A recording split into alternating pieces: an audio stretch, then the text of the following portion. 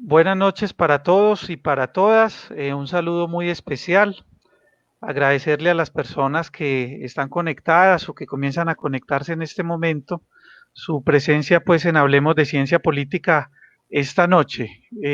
Estamos con Nuria Astrid Gómez Serna, que nos va a acompañar pues con una conversación hoy sobre metáfora de poder y arquetipo político. Y vamos a comenzar pues en breves momentos. Saludos Nuri, ¿cómo has estado?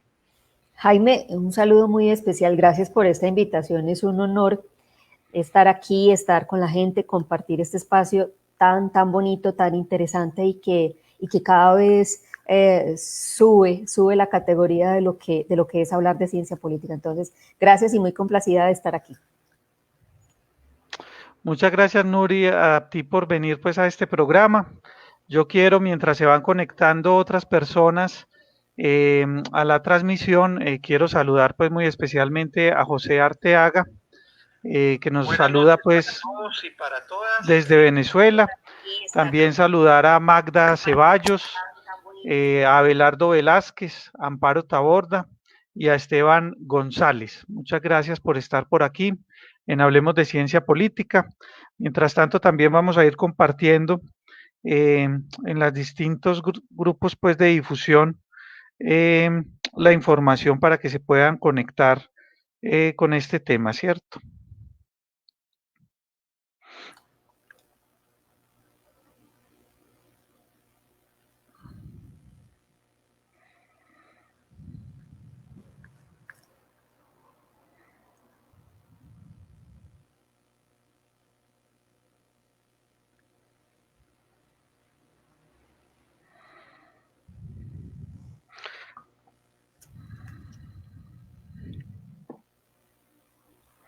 Muy bien, también ya tenemos pues como en la audiencia a Sergio Cardona. Saludos Sergio, ¿cómo has estado? Espero que todo pues marche muy bien. Buenas noches también a José Luis Orozco que se conecta desde México. Nuri es una mujer internacional por su trabajo también pues empresarial y sus asesorías políticas. Saludos también a Álvaro José Yepes, a mi mamá Luz Elena Suárez, qué bueno ma que estés por aquí compartiendo con nosotros y nos acerquemos a pesar de esta situación de cuarentena que en algún momento nos ha tenido también pues como tan distanciados a la familia, ¿cierto? Saludos también para Cristian Felipe Cardoso, eh, que me dice, hola profe, le escribí para empezar a colaborarles, estoy atento para cuadrar una llamada. Claro que sí, Cristian, esta semana nos ponemos al día con esas llamadas, esa es una buena noticia que a propósito del comentario que hace Cristian, me permito contarle a la audiencia, mucha gente pues nos ha buscado como para ser parte del equipo de Hablemos de Ciencia Política y eso es maravilloso. Recuerden ustedes que pues este es un proyecto colectivo, esto no es pues de una persona en particular, tiene que ser una iniciativa en la que todos nos comprometamos, sobre todo quienes pues gustemos de la ciencia política, que pues por nuestra formación tengamos algún vínculo con ella, o las personas que les interesa la reflexión sobre la política y tengan otras formaciones, ¿cierto? Pues no tenemos que encasillarnos solo pues como a los politólogos y las politólogas. Realmente hablemos de ciencia política, lo que busca es que más personas en Colombia y en el resto del mundo, porque miren ustedes que hay gente de Venezuela, de México, de otros lugares, puedan hablar con tranquilidad de la política, que la gente no se quede en silencio y que pueda comprender la política y por supuesto tomar mejores decisiones alrededor de ella y interpretarla y pues acercarse a la política. Entonces, pues muchas gracias por estar aquí y muchas gracias por querer también sumarse en esta propuesta. Ya tenemos, Nuri, 47 personas conectadas. Quiero saludar también especialmente a María Olivia Alzate, perdón, que nos acompaña, a Marco Antonio Pérez, a mi papá Jaime Numael Carrión también. Muchas gracias, Carrillo, por estar aquí. Y a Valentina Martínez, ¿cierto? Bueno, muy bien. Entonces, yo creo que vamos iniciando. Hoy en Hablemos de Ciencia Política tenemos una invitada muy especial. Yo conozco a Nuri, creo que desde el año 2004, 2005 tal vez, que estuvimos estudiando ciencia política en la Nacional, ¿cierto, Nuri? fuimos Sí, sí. compañeros allí. No recuerdo, Nuri, si tuvimos algún curso juntos. ¿Tú recuerdas si de pronto vimos algún curso juntos o solamente nos encontrábamos en los pasillos del bloque 46 de la universidad? No, no, no, tuvimos varios cursos juntos y Sí, entre ellos una estrategia bien interesante de un taller de investigación que se hizo algo especial en esa época haciendo justamente esa asignatura. qué bueno, Nuri. Me alegra mucho pues conocerte desde ese momento. Eh, Creo que has tenido una trayectoria dentro de la ciencia política bien interesante que es importante también contarle a la audiencia, ¿cierto? Porque además eres de las únicas mujeres politólogas que conozco en Medellín que ha hecho un emprendimiento, ¿cierto? Que ha buscado inclusive montar empresa Ujú, y ujú, enfrentarse pues a una tarea que en nuestra sociedad es titánica, pero donde también tiene mucho sentido poner el conocimiento que nos entrega la ciencia política, ¿cierto? También en la creación de empresa y en la prestación de unos servicios que son muy valiosos para los partidos, los gobiernos, las propias empresas, ¿cierto? Y que podemos aportar nosotros como politólogos y como politólogas. Cuéntanos un poco sobre eso, Nuri, sobre máximo impacto, cómo nace y cómo se desarrolla. Gracias, gracias. Digamos, por eso es simpático porque de la ciencia política pocas veces se considera que se puede crear empresa. Hace unos años di un taller con la Universidad Pontificia Bolivariana, precisamente para politólogos y para especialistas en comunicación política y relacionados con la ciencia política, un taller de cómo crear empresa desde la ciencia política. O sea, cuáles son los negocios que están alrededor del tema de la política, no en una forma despectiva, sino en una manera realista desde el emprendimiento. Entonces, los politólogos tenemos una ventaja y es que como es una formación disciplinar, nos permite comprender el mundo de una manera holística y nos permite tener un pensamiento muy flexible. Lo que Uh -huh, necesitamos los politólogos es poder llegar o a especializarnos o a tener una maestría que nos permita una área de acción, es decir, un área de trabajo, de enfoque, lo que yo llamo la especialización. Entonces, por ejemplo, yo me especialicé por el lado de la comunicación política y la consultoría política y desde uh ahí -huh, es que vengo moviéndome. Máximo Impacto nace hace 5 años, nace con un emprendimiento con mi hermana, uh eh, -huh. y lo que hacemos es llevar algo que venimos trabajando hace muchos años y es la generación de conexión de audiencias a través de algo que se llaman las rutas experienciales. Entonces, es decir, nosotros hacemos procesos de capacitación, de consultoría, de asesoría, de formación masiva a partir de experiencias metodológicas distintas que ayudan a esas audiencias a que lo que tengan que procesar sea mucho más rápido. Entonces lo llevamos tanto al ámbito político como el ámbito empresarial y lo hacemos tanto para la innovación, estrategia como comunicación. Y es simpático porque la innovación viene mucho desde el mundo empresarial, pero poco desde el lado político y lo que se le dice innovación política realmente no es innovación política. Ujú. Solamente son invenciones y algunas novedades que salen, digamos, de una manera acertada en el mundo político, ¿cierto? Como una sola estrategia, pero la innovación tiene un componente y es que tiene que ser replicable en otros entornos y en otros contextos y que se pueda predecir que los resultados sean similares al obtenido la primera vez. Entonces, lo que llaman innovación política no es tal, la innovación es un proceso y nosotros desde lo que hacemos en Máximo Impacto llevamos el proceso de comunicación de innovación y estrategia, logrando articular tanto lo empresarial como lo político, llevándonos unas prácticas de un lado hacia otro y poder tener mejores resultados en ambos ámbitos. Entonces, llevamos 5 años en este proceso con muy buenos resultados y creciendo mucho más en el ámbito político y generando herramientas completamente nuevas, tanto para el tema de gobiernos, para el tema de campañas electorales, pero sobre todo algo que desde la comunicación política casi no se ve, casi no se trabaja y es el tema de la movilización ciudadana. Entonces, la comunicación política lleva desde las organizaciones sociales, desde ahí Ujú. poco se hace desde la comunicación política y es un ámbito en el que estamos trabajando de una manera responsable y comprometida para ayudar a ascender ese proceso de ciudadanía a nivel regional. Qué bueno, Nuri. Tienes también esa especialización que tienes en comunicación política es de AFIT, ¿cierto? Es de la Y un, Universidad de África. y un máster también en la Universidad Camilo José Cela. Tela. Sí, Sí. correcto. O sea, ¿En el qué es hecho de ese poder, máster, Nuri? sí, el máster es una maestría propia de la Universidad Camilo José Cela, que se llama Asesoramiento de Imagen Pública y Consultoría Política. Es decir, es de las pocas formaciones a Ujú, nivel internacional que te concede el título, la técnica, las herramientas y la experiencia como consultor político, ¿cierto? Es decir, formado, preparado con herramientas para hacer la consultoría política. ujú.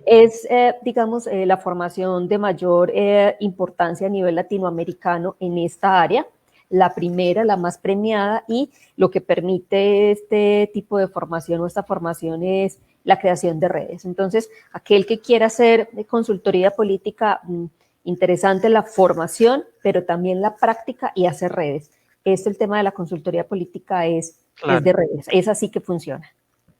Muy bien, ahí tenemos en la audiencia uno de tus paisanos conectados, paisano y colega, ¿cierto?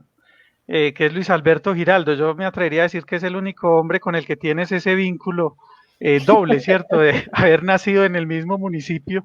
Decirle pues a la audiencia que tanto Nuri como Lucho son del municipio de Santuario, un municipio maravilloso pues del oriente antioqueño. Y, y pues Nuri es tanto politóloga y Lucho también politólogo y paisanos, pues los dos de Santuario. Un saludo muy especial para Lucho, esperando tenerte aquí muy pronto, Luis Alberto, también como invitado en Hablemos de Ciencia Política para que nos cuentes y nos compartas un tema que hayas trabajado. Bueno, se conectó también Vanessa Farias, Héctor Vanegas, Andrés Giraldo, Francisco Agudelo, Laís Gómez, Luis Barrera, que pronto ya también está desde México. Luis, un saludo muy especial. Bueno, yo creo pues que sin más preámbulos, a mí me está confundiendo aquí la plataforma porque a veces dice que hay 76, otras veces que hay 27 y otras veces que hay 8 conectados. Yo le creo pues a los 77, ¿cierto?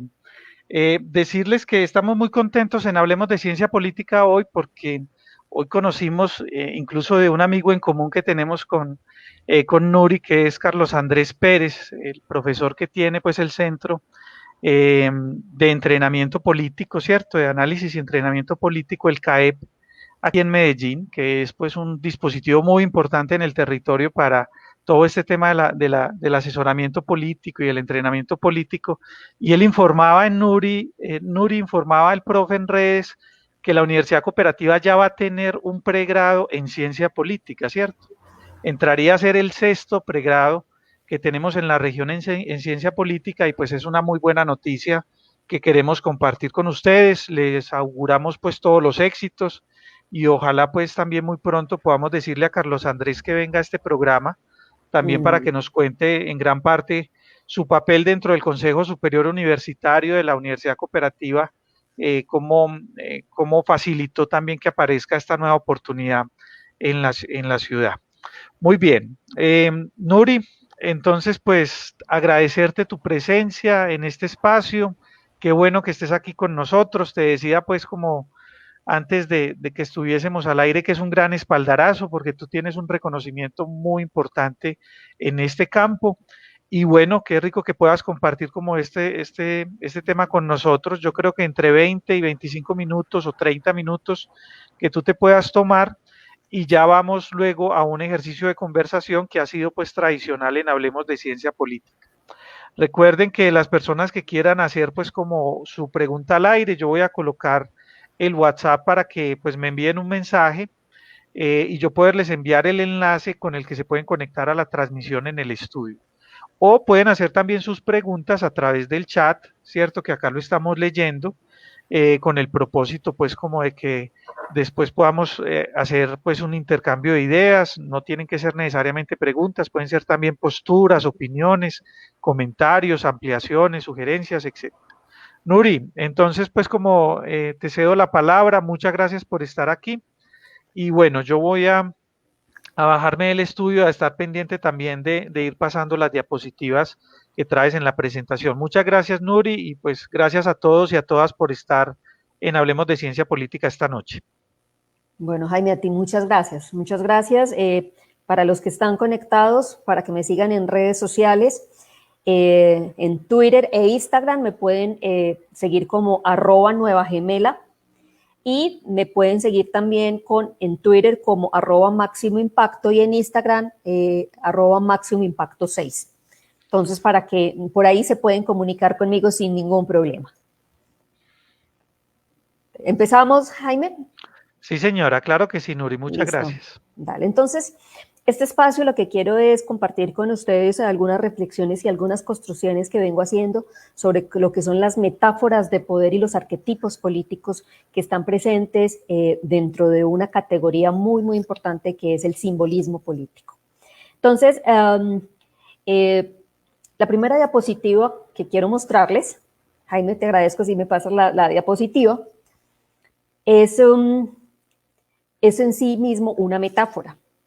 Es una metáfora que yo creo que muchos de ustedes vieron alguna vez esta caricatura muy famosa de Steven Spielberg que se llamaba Pinky Cerebro, donde todos los días le preguntaba a Pinky a Cerebro, Cerebro, ¿qué vamos a hacer hoy? Y él dice, lo mismo que hacemos todas las noches, Pinky, tratar de dominar el mundo.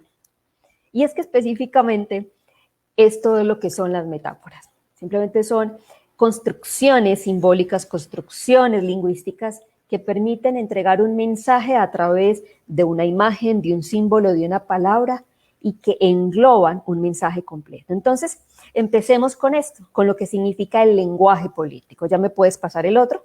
Son 3 los componentes del lenguaje político: el simbolismo, el lenguaje y el discurso. Es interesante entender que como función de la comunicación política y de la ciencia política propiamente dicha, profundizar en la identificación y construcción de este lenguaje político no se puede reducir únicamente al análisis de las palabras y las formas. Es necesario abordar los aspectos que sobrepasan lo explícito y lo ilícito. Entonces, en ese sentido, el lenguaje político, como todo lenguaje, no es inocente.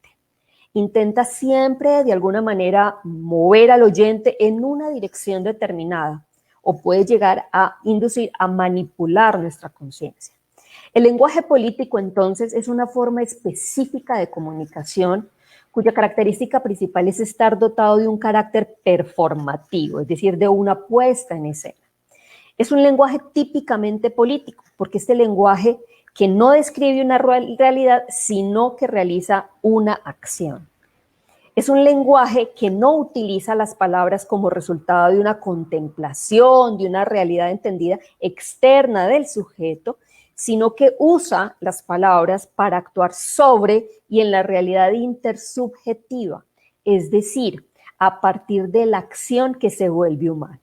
Como de lo externo pasa a lo interno. Murray Edelman, en el lenguaje, en su libro La construcción del espectáculo político y en otros libros como El lenguaje político, consideró el lenguaje como una forma muy importante de este simbolismo político y pudo detectar en el lenguaje una propiedad constitutiva de la realidad que resultaba ser un importante recurso político de la dominación, pero también apuntaba a que pudiese servir como una reformulación temprana de los contraprocesos de resistencia o de poder. En ese sentido, tenemos el segundo componente que es el simbolismo político. Política simbólica, que son las diferentes formas en cómo los actores políticos o las agencias políticas o los partidos políticos manejan símbolos para producir algo que se llama la seguridad simbólica. Y esa seguridad simbólica se hace entre grandes masas o individuos. Así que puede observarse que el simbolismo político funciona en 2 niveles. La primera, en la misma base ontológica de lo que somos los seres humanos, en nosotros mismos, que hace una función simbólica, ¿sí? Y entre ellos la función simbólica más importante es la de la participación electoral, la de ir a votar, es una función simbólica. ¿Por qué? Porque asegura en los ciudadanos que efectivamente la participación ocurre en sí, o sea, es efectiva. Y en segundo nivel, esa política simbólica se manifiesta en la rutina de los gobiernos, en el aparato administrativo gubernamental, en la implementación de políticas públicas. Entonces, son símbolos, este simbolismo no es tanto un mecanismo de dominación, pero sí un terreno de lucha donde se construye o la integración social o es un reservorio para la movilización automática de grupos políticos. Y el tercer componente, que es el discurso político, es aquel que se desarrolla obviamente en la escena electoral o gubernamental, donde se busca persuadir partidarios o votantes. Este instrumento lo que hace es fijar posiciones frente a diferentes temas, frente a diferentes públicos, y lo que hace es entender que ese discurso político puede darse en cualquier plano, presencial, escrito o mediático. Entonces, así, hay dos recursos del simbolismo político que quiero trabajar hoy, que son la metáfora y el arquetipo. Entonces, pasemos a la siguiente. Vamos a ver qué es una metáfora. Aristóteles, que obviamente todo el concepto de metáfora lo trae desde Aristóteles, nos dice que una metáfora es una transferencia del nombre de una cosa a otra. También que cada cosa tiene su nombre y que este nombre se le ajusta perfectamente. Es decir, que en la retórica clásica, la metáfora se consideraba como un argumento, como un recurso argumentativo que le daba fuerza persuasiva. Y obviamente hoy la metáfora la utilizamos tanto a nivel de publicidad, como a nivel económico, como en la opinión periodística y obviamente como la política. Entonces, la metáfora no es solo una cuestión de lenguaje, es decir, no es un tema de decir palabras.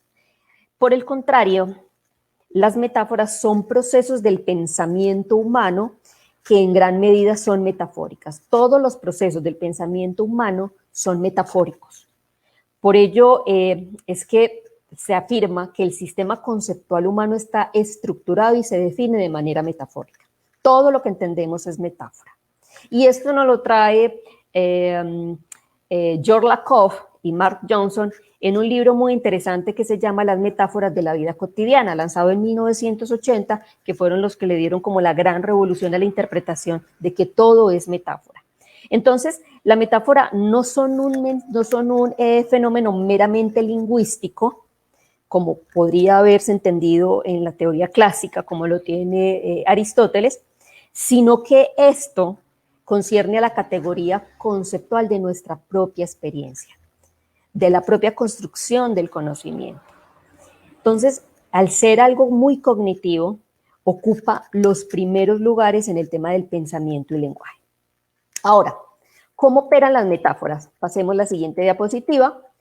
La metáfora consiste en la proyección de unos conceptos desde un dominio conceptual de origen o dominio fuerte, accesible a nuestra realidad, es decir, la entendemos, la conocemos, la hemos experimentado y es algo físico, social, que se traslada hacia otro dominio, dale la siguiente, dominio o meta, que se llama dominio meta, dominio destino o meta, que ese necesita ser explicado. Entonces esas proyecciones, continúa, esa proyección se concreta en una serie de correspondencias que enlaza ese primer dominio de origen, que es de tipo concreto, que ya conocemos por experiencia, con el dominio destino, que es totalmente abstracto. La próxima, entonces, lo que sucede es que genera una metáfora, una condición racionalmente imaginativa, que nos hace comprender con unos argumentos recurriendo a otros, estableciendo imágenes que nos conectan con todo el mundo, el de los símbolos, el de los emblemas, el de la representación iconográfica.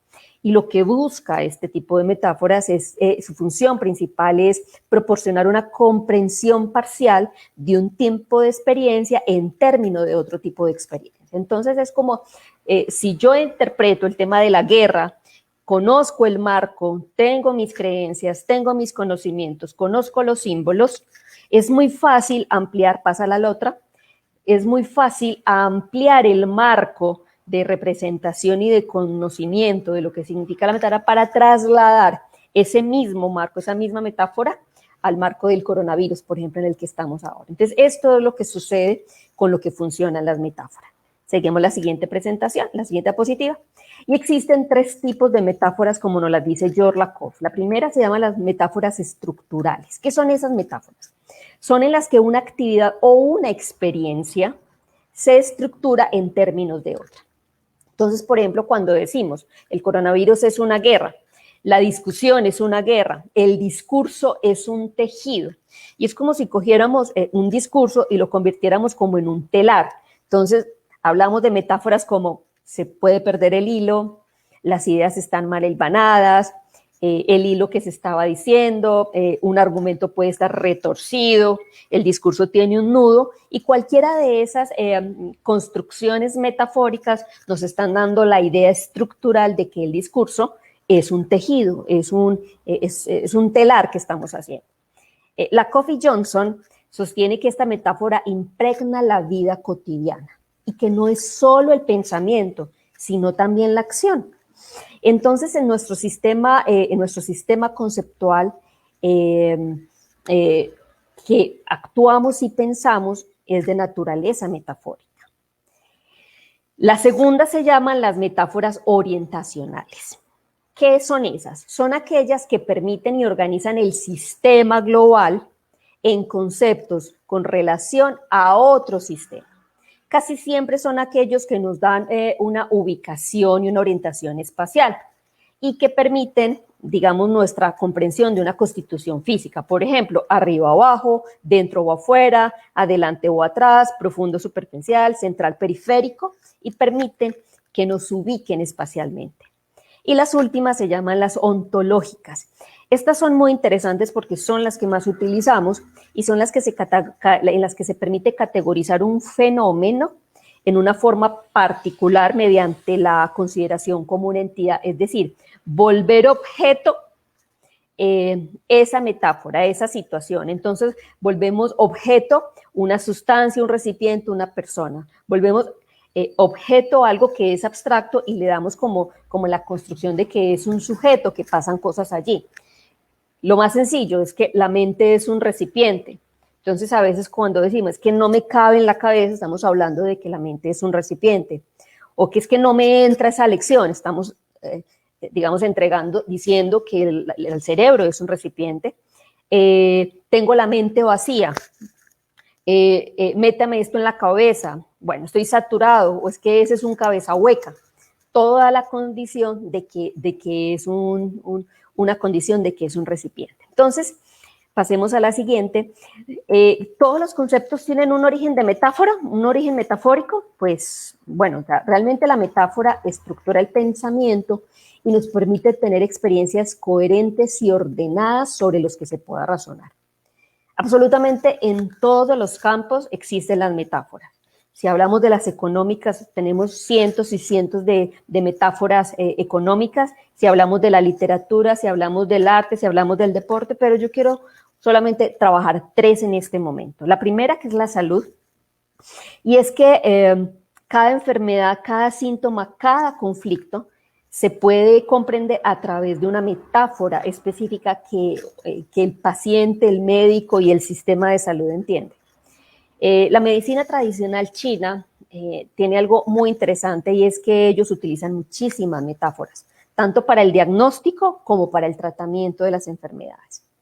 Entonces, en este mismo sentido, la medicina ha utilizado mucho la metáfora poniendo que a cada órgano se le atribuye una emoción, se le atribuye un estado, se le atribuyen unas condiciones y esto permite que se pueda curar a través o de la alimentación o de cualquier otro tipo de condiciones.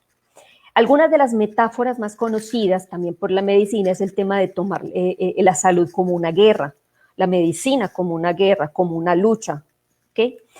¿Qué es interesante aquí? Que en esta metáfora de la guerra es esencial algo que llamamos el modelo biomédico, donde ponemos que lo primero que hacemos es otorgarle a una entidad independiente a los fenómenos patológicos. O sea, es decir, darle una nominación a algo, a una enfermedad, volverlo como sujeto. Y además a los recursos terapéuticos considerarlos como armas. Entonces por eso hablamos de combatir el cáncer, derrotamos el SIDA, vamos a acabar con esto, okay. Vencimos cualquier otro tipo de enfermedad y condición esta.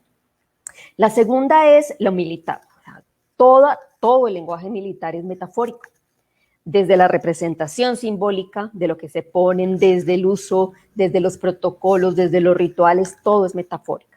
Y es porque lo militar permite entender desde las metáforas cuáles son los medios que están dominando, o sea, cuáles son los que controlan y cuáles los que tienen la posición de aplastar o no poseer a otro. En ese sentido, la guerra en sí misma total es una metáfora, tanto conceptual como estructural, porque enmarca imaginarios de héroes, villanos, buenos, malos, luchas, victorias, derrotas, todo tiene que estar relacionado con eso. Y la última es desde la geoestrategia. Hay un elemento clave de la geopolítica y es obviamente fijar objetivos. La estrategia se define como alcanzar esos objetivos al influir o dominar o controlar, ya sean territorios, población y mercados. Y casualmente todas las estrategias tienen nombres metafóricos. Entonces vamos a conocer solamente tres. Desde la estrategia de intimidación hay una táctica que se llama que viene el coco. Que viene el coco consiste en convencer a los demás que actúen como uno desea mediante el temor o la amenaza del uso de la fuerza, aplicación o castigo físico, moral o emocional. ¿Qué se busca? Generar insulto, humillación, privación, ninguneo, que fue obviamente el espacio vivido en la Guerra Fría, en el contexto de la Guerra Fría. Otra de esas tácticas se llama dominación indirecta a través de la táctica del arte y la cultura, donde las películas de Hollywood han tenido en los últimos años un crecimiento de más del 3% anual de crecimiento y aportando el 4.5% del PIB nacional en todo el tema de arte y cultura, y la industria del cine es importante porque no solamente cuenta historias, sino que lo que hace es distribuir un modelo americano de justicia, de educación, de gobierno, de consumo y una visión muy maniqueísta de la vida. Nosotros somos los buenos, todos los demás son los malos. Eso lo sabemos perfectamente. Y hay otras metáforas geoestratégicas que me gustan mucho. Espero que hay un libro que les voy a recomendar que se llama Así se domina el mundo, de Pedro Baños, que recoge todo el tipo de estrategias que existen a nivel mundial o que han existido a nivel mundial para el tema de la geopolítica. Entonces, estas son, y escuchen que todas son metáforas: dominación por el miedo, retuerce la ley para retorcer a tu enemigo, la manipulación de la democracia, derecho y poder van inevitablemente de la mano, el que parte y reparte se queda con la mejor parte, operaciones de falsa bandera, son todas nombres metafóricos de lo que implica, de lo que significa la estrategia como tal, que son netamente metáforas. Hay algo en el nivel militar que las estrategias o las operaciones más grandes a nivel militar tienen nombres también metafóricos. Por ejemplo, Tormenta del Desierto, que fue en Kuwait en el 91, Restaurar la Esperanza en Somalia en el 93, La Libertad iraquí en el 2003, o por ejemplo la que tuvimos aquí, Operación Jaque, Operación Fénix, todas son, digamos, tienen un contexto y una explicación relacionado con metáforas que, según las explicaciones que dan, no tienen nada que ver con la condición de lo que van a hacer, pero que dan un contexto de qué se explica. Vámonos con la siguiente. Entonces, siendo las metáforas, la siguiente diapositiva, te agradezco, claro, siendo las metáforas una imagen verbal, sirve de conexión entre el mundo de la palabra y el mundo de la imagen. Mundo de la palabra, el mundo de la imagen se conecta. Y es que a nivel histórico la concepción del poder ha sido representada siempre por relatos conceptuales y estructurales tendientes a simplificar la comprensión de las acciones del poder. Esto es lo que buscan las metáforas, simplificar la comprensión de las acciones del poder. Veremos unas específicas y hay que entender que hay que hacer una diferenciación entre el pensamiento liberal y conservador en la forma en cómo uso las metáforas. Entonces te agradezco la siguiente diapositiva. Entonces se dice que hay hay una diferencia radical entre cómo usan los liberales y conservadores las metáforas. Mientras que los conservadores, o sea, no el partido conservador, hablamos del pensamiento conservador, conceptualizan metafóricamente la sociedad como un organismo biológico, producto vivo de la comunidad, que no puede ser trasplantado con éxito a ningún otro organismo social. La metáfora de la sociedad como una máquina atraviesa parte y gran parte del pensamiento liberal ilustrado. Ese es el lenguaje político, no es un mero reflejo de la otra realidad, sino que ordena, moldea, construye y simplifica el mundo, interpretándolo de una manera asequible. Se usan tanto las transposiciones del mundo animal, es decir, no solamente existen este tipo de metáforas para poder explicar lo que es el poder, también se utilizan las transposiciones del mundo animal. Por ejemplo, en algún tiempo nos referíamos a la representación de la monarquía como un enjambre de abejas, donde se contaba que las abejas, con su laboriosidad, desprendimiento y entrega al servicio de los demás, servían muy bien para representar lo que era un reino. Pero también hay algunas metodologías, hay algunas metáforas de poder relacionadas con el mundo vegetal. Por ejemplo, Marx habla de la necesidad que tiene el pensamiento crítico de ir a la raíz de los problemas.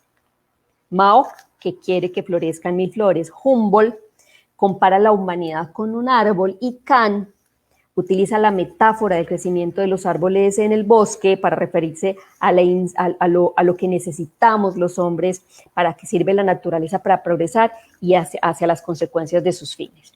Entonces, del libro Metáforas de Poder, que también se les voy a recomendar, he traído 3 ejemplos de cómo desde la ciencia política se ha entendido la metáfora de poder. Entonces, pasemos con la siguiente. La primera es, la siguiente diapositiva, es entender que el Leviatán de Thomas Hobbes fue las primeras representaciones que tenemos sobre lo que es una metáfora. Entonces, Thomas Hobbes nos presenta su estado absolutista y en la introducción de este libro aparece una metáfora donde combina tanto la parte orgánica, el cuerpo político con su corazón, con sus articulaciones, sus nervios, sus fuerzas, su memoria, su razón, su voluntad, la salud, la enfermedad, la muerte, ¿sí? De la parte orgánica, de la mano de las metáforas técnicas o mecanicistas. Entonces vemos relojes, vemos muelles, vemos cuerdas, vemos ruedas, vemos hombres artificiales. Y es que este gran estado absolutista, que es mucho más allá de lo que es los ciudadanos y el poder, genera una metáfora de representación de que tiene las dos condiciones. Otra de las metáforas importantes que estudia la ciencia política es los dos cuerpos del rey. Los dos cuerpos del rey, esto viene obviamente de la teología política medieval, donde el rey tiene atributos físicos, tiene atributos donde sufre hambre, sed, se enferma, como cualquier humano, pero también tiene un cuerpo espiritual. Y esto hace que se trascienda de lo meramente físico, de lo meramente material, y simboliza el derecho divino que tiene a gobernar. Es decir, que la idea de los dos cuerpos da la idea de la continuidad de la monarquía. Eso sí, incluso después de la muerte del monarca. Entonces, decir cómo sigue existiendo el Estado-Nación, que estos son los fundamentos para crear el Estado-Nación, y cómo estos recursos simbólicos ofrece una sutil historia de cómo la res pública, ese cuerpo político, fue empleando recursos simbólicos para establecer esa soberanía y fundar las primeras bases del Estado-Nación. Vamos con la siguiente diapositiva. El escenario político que obviamente nos traemos también hasta hoy, hasta nuestros días, empieza con el teatro mundo.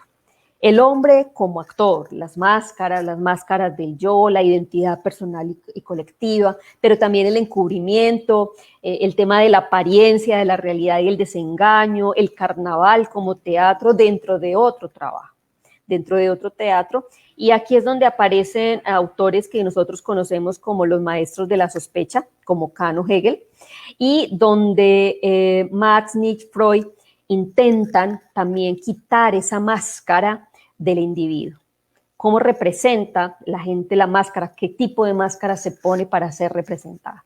Y la última, que me parece interesante que se trae hasta hoy, es el tema de la política como pacto con el diablo. Esta metáfora es una utilización, pues la utilización proveniente del campo metafórico de los dioses, de los demonios, de los monstruos mitológicos, es muy amplia en la política. Es un lenguaje metafórico de la política. En el tema del pacto con el diablo desempeña un papel muy importante en las obras de Max Weber, ya que siempre plantea el problema entre el bien y el mal y la crudeza que existe entre los campos de la política y la religión. Entonces, lo que se busca es que la religión y la política son campos en los que se mezclan y entremezclan permanentemente el Dios y el diablo, el principio del bien y el principio del mal. En esta línea de esta metáfora se reconocen hasta hoy día el tema de la corrupción. La política es corrupta, está dentro de eso. Hay que venderle el alma al diablo. La política es nox santa. Y en el idealismo del político lleva a configurar imaginarios poco reales, radicales y extremos para interpretar y representar lo que es la percepción del concepto político. Hay otro tipo, digamos, de metáforas. Hay unas metáforas globales que vienen representándose. Ahorita me presentas eso, devuélvete un poquito. Esas metáforas globales están lo que nos entrega Marshall McLuhan con el tema de la aldea global, con una representación y un modelo para estudiar ese impacto estructural en las sociedades, el tema de la sociedad red, de las, conexiones. Este modelo surgió obviamente a partir del descubrimiento de la importancia de los medios de comunicación. Y hay que entender que no solo son como el lenguaje, sino como una forma esencial del lenguaje, donde estas metáforas tienen el origen, viene de la capacidad del hombre de extenderse a sí mismo, pero también de los sentidos y del medio que lo rodea. Otras metáforas globales están norte-sur, tensión oriente-occidente, economías emergentes, tercer mundo, todas son metáforas. Y ahora hablemos un poquito de las metáforas de la pandemia. Parece, ahora sí los puedes pasar, que parece que no pudiésemos comprender el mundo sin dar estos saltos imaginativos que nos permiten pensar de un término de otra manera que no sea a partir de lo que consideramos esto como una metáfora. Han sido valiosas las metáforas sobre el tema de la pandemia cuando amplían nuestra imaginación y nos permite comprender de un modo u otro y hallar soluciones a interpretar esto. Pero la metáfora, digamos, del COVID-19 se ha convertido en la metáfora de la guerra contra el COVID-19. Y es que prácticamente el hecho de decir que nuestro organismo se tiene que defender, que estamos generando anticuerpos, que estamos haciendo lucha, que hay que hacer fuerzas, que hay que armar defensas, ya estamos metiéndola en un concepto netamente belicista. Entonces, ese lenguaje bélico de esa primera entender de la lucha contra el COVID, que es una metáfora, es el lenguaje bélico de la guerra, amigo-enemigo, villano-héroe, que es un relato, un mensaje y una estructura de arma. El uso de estas metáforas, de esa metáfora específica, puede acercarnos a un sentimiento autoritario y nacionalista, ¿se les hace raro? Ya lo hemos visto, y evocando a la xenofobia y al racismo, también nos está pasando.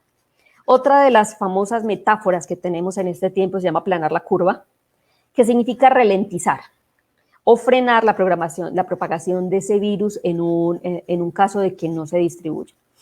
Asociado a esta metáfora se encuentra la bendita palabra que se llama distanciamiento social, cuarentena inteligente, disciplina colaborativa, aislamiento inteligente progresivo, etcétera, cuarentena rígida, cuarentena dinámica. Y ayer empecé un ejercicio con unos amigos desde las redes sociales a preguntar cuáles son los nombres que le están dando local o regionalmente o nacionalmente a la cuarentena, cómo lo están llamando, si se está configurando en una metáfora y cómo la gente lo está interpretando. Entonces, si me quieren ayudar desde las redes sociales también con esa información, cómo están llamando oficial o informalmente a las cuarentenas, cómo se le están diciendo. Entonces, les agradezco si me ayudan eso en redes sociales. Hay otra de las metáforas que apenas realmente estamos considerando y estamos viendo, y es la de vigilar y sancionar. Similar al libro de Vigilar y Castigar de Michel Foucault, cuando nos enseñaba Michel con el tema de cómo se maneja el tema de la conductamiento, el comportamiento adaptativo de la cárcel. Entonces pareciera que como esta medida de contención, los gobiernos han desplazado la responsabilidad de esta a los ciudadanos. O sea, eso es lo que está pasando. La responsabilidad de la contención se delegó a los ciudadanos sin una pedagogía de riesgo diferenciada, creo que la única crítica que voy a hacer, y han optado por incrementar estrategias represivas y sancionatorias. Ese escenario Foucaultiano retoma obviamente acciones militares para promover un comportamiento adaptativo de supervivencia y suspende todos los comportamientos realizativos, tales como el tema de las cámaras, los controles de pico a cédula, los distanciamientos, consideraciones como rumba que veo, rumba que sapeo, denuncie el que está por fuera. Entonces son condiciones donde esta metáfora de vigilar, sancionar y castigar nos está llegando de una manera directa. Otra de las metáforas muy famosa es decirle virus chino. Esta metáfora proviene de de una estrategia que se llama creación del enemigo, ¿sí? Obviamente es de Trump, y aquí es como un gobierno en plenas elecciones presidenciales que inventa un enemigo y crea y demoniza a su enemigo chino. O sea, lo que está haciendo esta metáfora es demonizar lo que es China porque exagera, crece y prácticamente lo pone en foco para que lo castigue el mundo. Esto mismo le pasó a Gaddafi en el 2011, cuando con mucho dramatismo y en argumentos salieron por todos los medios de comunicación diciendo que habían armas de destrucción masiva y que había que acabar con eso. Entonces, esto es lo que puede pasar con China, porque obviamente el imaginario mundial es que hay que hacer pagar a China por el daño que nos hizo. Hay dos metáforas que no están aquí, pero se las quiero compartir. La primera, la pandemocracia. La pandemocracia es una construcción que hace Daniel Innerarity, el filósofo español, donde dice que la pandemia es una enfermedad infecciosa que afecta a todos, mientras que una epidemia tendría un área geográfica limitada. Entonces, lo que se está diciendo es que este fenómeno es de una integración política, exige mayor integración política. La humanidad necesita fortalecer las líneas de instituciones transnacionales y una gobernanza global, y no únicamente quedarse con acciones diferenciadas. Otra, que tampoco está, que se llama la covidianidad. La metáfora de la covidianidad es un neologismo donde lo que se hace es convertir COVID en cotidianidad en covidianidad, para simplemente mostrar lo que viene para ahora.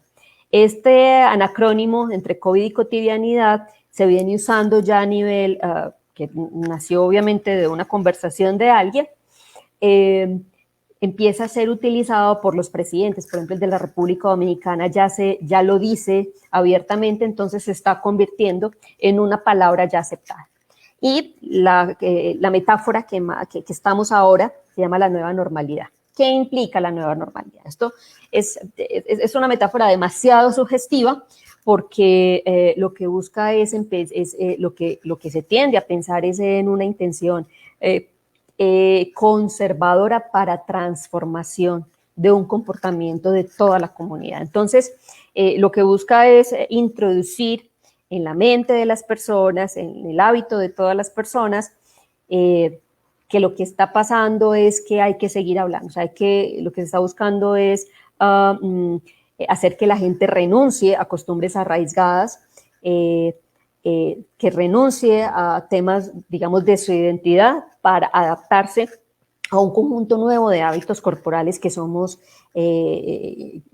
los que estamos teniendo. Yo llamo esto, también es una metáfora, pero yo llamo a esta nueva normalidad esa la orientalización del occidente, porque todas las medidas que vemos son de las prácticas cotidianas del oriente, no del occidente. Ok, entonces, llevamos hasta aquí lo que es el tema de las metáforas de poder. Quiero recomendarlos 6 libros, si quieres los muestras, por favor, ahí están. La primera, Metáforas de la vida cotidiana, de George Lakoff y este personaje, Mark Jobson.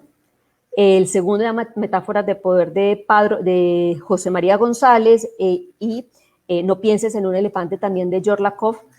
Es interesante que lo puedan adquirir, todo lo pueden encontrar vía internet, no hay ningún problema, entonces lo pueden descargar, lo pueden comprar, son deliciosos. Y los otros 3 libros que les quiero recomendar, sigue porfa, son estos 3: La construcción del espectáculo político de Murray Edelman, Así se domina el mundo, y Pensar políticamente de Michael Walzer, que nos permite ampliar de cómo es esta construcción de lo simbólico. ¿Ok? ¿Tenemos una pregunta hasta ahí o pasamos al otro tema? ¿Tú qué dices, Jaime?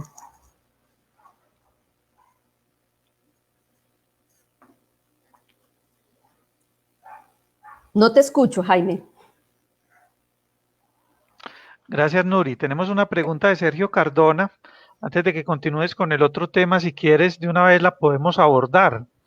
Sergio nos dice, muy interesante, dice Sergio, voy a ponerla para que todos la puedan ver también en sus pantallas, dice, muy interesante, ¿se puede utilizar la prosa de Mundo para tener éxito en la política? Ahora bien, ¿cómo llega a tener tanto éxito el lenguaje criollo en las masas electorales? Allá hay 2 preguntas, como dice el propio Sergio, muy interesante. Gracias, Sergio, por tu participación y por tu constancia, Sergio, hermano, en este espacio. También esperamos tenerte algún día como invitado, Sergio. ¿Qué decirle a Sergio Nuri a propósito de estos 2 cuestionamientos que nos hace? Ok, bueno, cuando hablamos de lenguaje político, hablamos de tres elementos específicos. La primera, que es el símbolo como tal. El símbolo es, digamos, si lo llevamos a una audiencia criolla, como lo está mencionando Sergio, es encontrar cuáles son esos símbolos identitarios a los que está arraigado la emoción, el corazón, la pertenencia, la emoción como tal, que lo hace sentir orgulloso, y desde ahí se toma. El segundo es el lenguaje político, y a las audiencias hay que hablarle en el idioma de la audiencia. ¿Sí? Es equivocado de decir es que a la gente hay que decirle lo que quieren oír, no es verdad.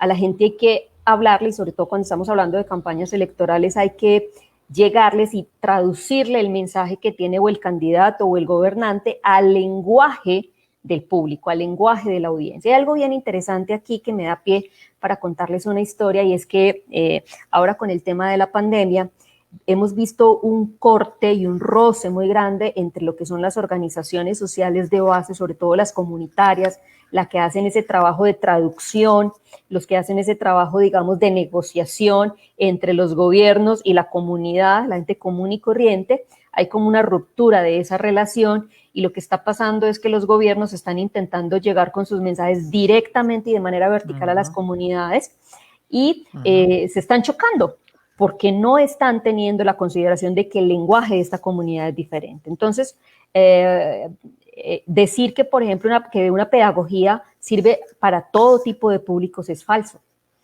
Las pedagogías, por ejemplo, y la comunicación política necesita reconocer que las audiencias tienen diferente tipo de lenguaje. E igual como tiene ese lenguaje, hay que hablarle en el lenguaje de la audiencia. Hay que construir el discurso y el relato también para la audiencia, ¿sí? Para la audiencia, y hay que lograr que ese relato permita captar la atención, genere vinculación, pero sobre todo llame a la acción. Eso es lo que es más importante. Entonces, la respuesta es que los lenguajes criollos funcionan siempre y cuando estén diseñados para el código de ese grupo, para digamos, para la adaptación y la comprensión biológica de esa audiencia, y no para alguno. Entonces, por eso es que cada vez hablamos más de segmentación en comunicación política, de hacer diferentes estrategias para diferentes públicos y no la misma para una cantidad de público. Entonces es eso. Y el tema de la metáfora del mundo tendrá que tener un espacio, un contexto, un relato, unos detonadores que permitan que ese mensaje del mundo funcione de una manera estratégica. ¿Ok? Bueno. Muy bien, Nuri. Entonces seguimos con la segunda Listo, parte. hablamos bien, ok. La segunda Listo, me voy a parte, bajar. dale, la segunda parte es hablar de lo que es el arquetipo político. Entonces, un arquetipo político es un modelo, ejemplo, es un modelo o ejemplo de ideas que lo que se busca es representar algo, que puede ser tanto tangible o intangible, pero siempre va a ser simbólico.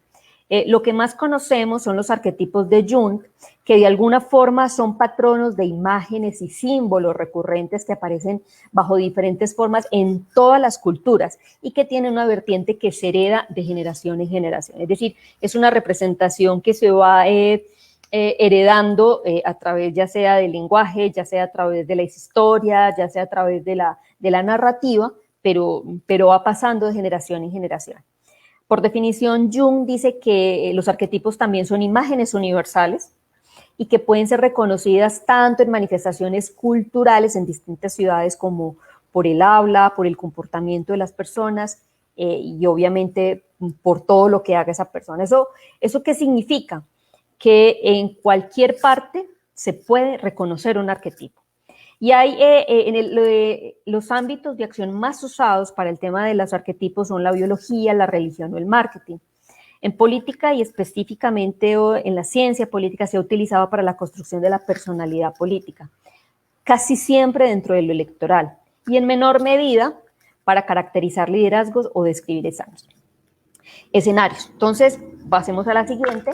Yo hablo siempre de colectivos de arquetipos, no de un solo arquetipo, no es revolver el estilo de arquetipos. Entonces, hay algunos intentos para encuadrar arquetipos desde la política y que han sugerido categorías o características que pueden ser más o menos apreciadas por equipos o sujetos políticos para la representación.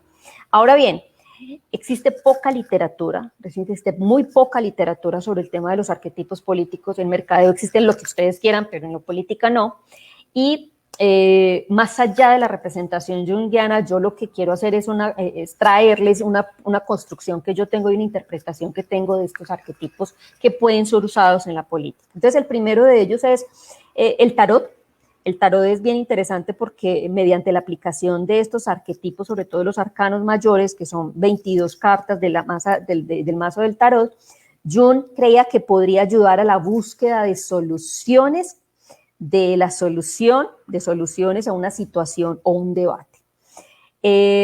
Cuenta la historia del tarot es el camino evolutivo de un ser, de un líder, y lo que se utiliza es específicamente para identificar comportamientos esperados. Entonces, un arquetipo del sumo sacerdote puede ser un representante del líder que tiene una conexión religiosa, que tiene una representación, digamos, teológica, digamos, de lo que es la vida, una formación muy de una estructura sólida, de una estructura conservadora, tradicional, religiosa, ¿cierto? Esa es una, por ejemplo. Otra es entendido como la Liga de la Justicia. Yo la llamo la Liga de la Justicia y es porque es identificar algunas cualidades, algunos valores, algunas habilidades de estos líderes a través de identificarlos como los poderes, que es el poder evidente y una cualidad que civilice, que se pueda visibilizar ante estos públicos. Entonces, como igual tenemos en los superhéroes estos poderes, digamos, ya sea para trabajar con los animales, para volar, para trabajar con la mente, es, digamos, poder recoger esa habilidad de mayor visibilidad que tienen los líderes y convertirlo en un arquetipo como tal, ¿cierto? Otra se llama el tema de cuento de hadas o el castillo, representado la corte real. Estas cortes reales donde se encuentran personajes como el rey, la reina, los príncipes, los caballeros, los sabios, los tesoros, donde se configuran oficios y roles y permite también explicar un tema de jerarquía, que es bien importante y bien útil en el tema político.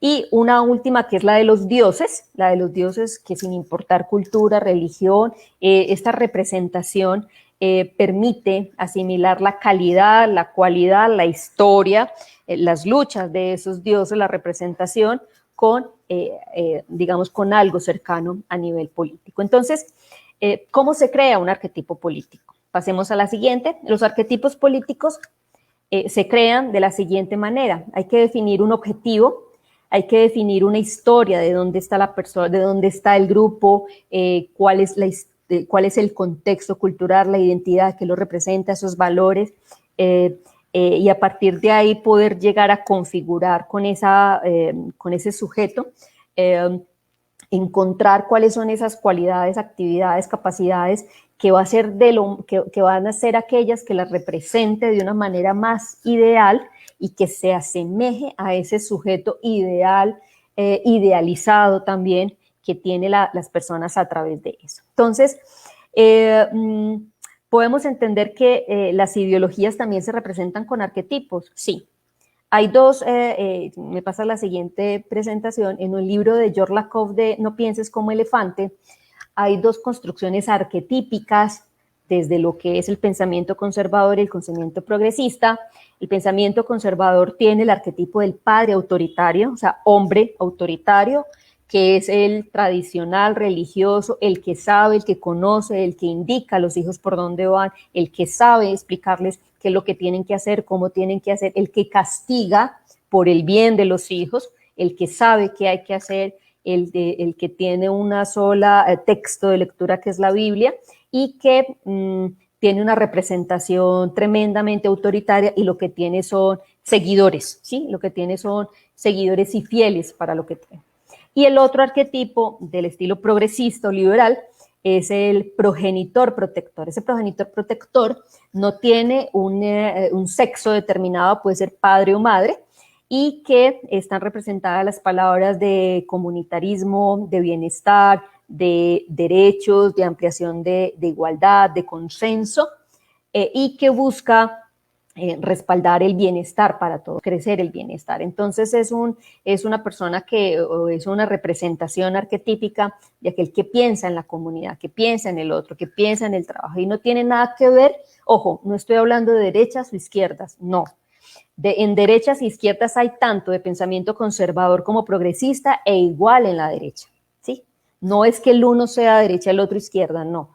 Ambos construcciones pertenecen a ambos tipos. Es más, nosotros como seres humanos no somos de un arquetipo único, no somos 100% conservadores o 100% progresistas, tenemos una mezcla, porque podemos ser conservadores hacia afuera y progresistas al interior de la casa, o al contrario, y eso no dice que somos de derecha o izquierda, no son posiciones generalizadas, son representaciones de mezclas que tenemos ese tipo de comportamientos. Entonces, el tema de hablar de conservador y progresista nos habla de que, seguimos para lo siguiente, de que hemos tenido algunos arquetipos, voy a pasar rápido esto, según el estilo de comunicación. Voy a hablar de dos tipos de arquetipos, según el estilo de comunicación y según el tema electoral. En el sentido, en este arquetipo según estilo comunicación, específicamente para las pandemias, este es un trabajo que inició Xavier Peitivi de Beers and Politics y que yo hice un complemento para el diplomado de comunicación de crisis